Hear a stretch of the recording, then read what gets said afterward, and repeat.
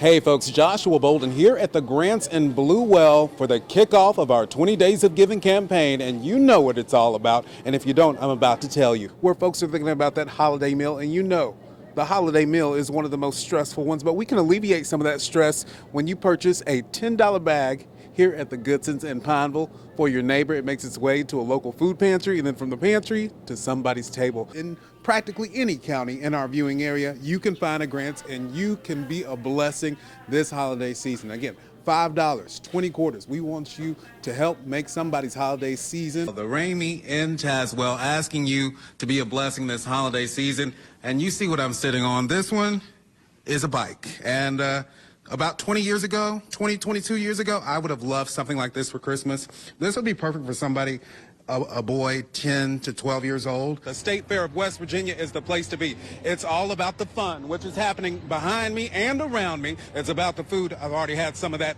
It is absolutely magnifique at the State Fair of West Virginia. 98 years we've been doing this thing, and folks come for the rides, of course. Folks come for the food. We've got the corn dog stand behind me. We've got the sausage and fries and chicken tenders stand behind me. Of course, I'm here for the cinnamon rolls. I'm going to have an absolute come apart if I don't get a cinnamon roll today.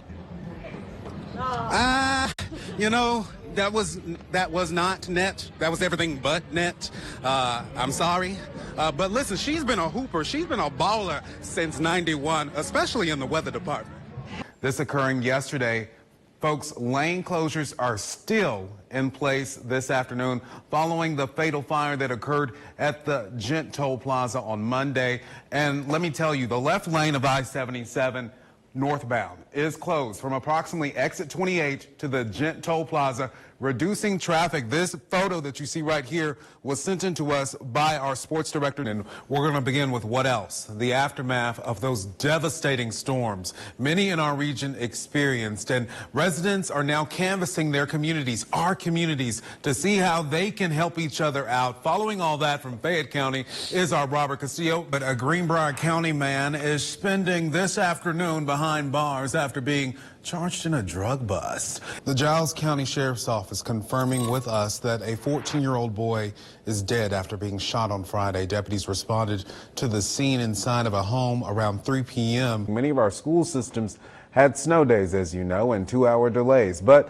what actually determines whether the weather is bad enough to cancel or delay school? We want to have everything set so that way they feel comfortable when they step on stage, so they know that they have nothing to worry about. You've got their back. Floral Broads is the Golden Girls for Bluefield. It's a little salty.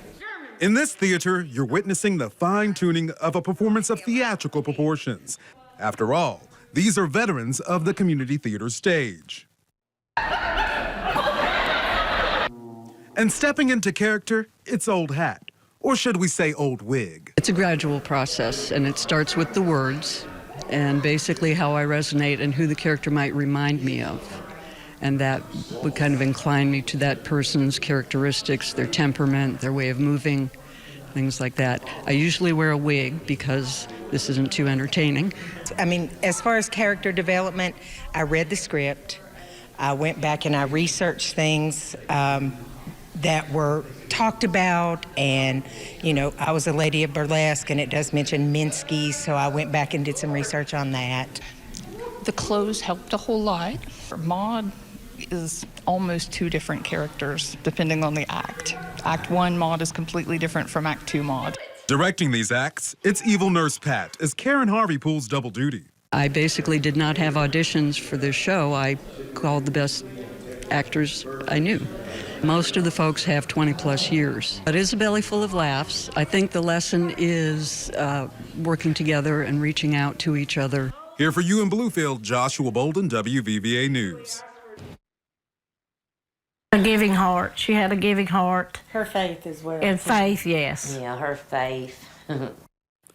Kay Brim, a woman of love and faith with a light and passion for the two Virginias. But it's so enjoyable, especially when it's over and done and you see their faces. It's like, wow, this was really worth it. Former reporter Allison Wickline first introduced you to Kay in 2016 as a hometown hero who, through community donations, ensured children did not go without over the holidays, an effort she had tasked herself with since the 1990s.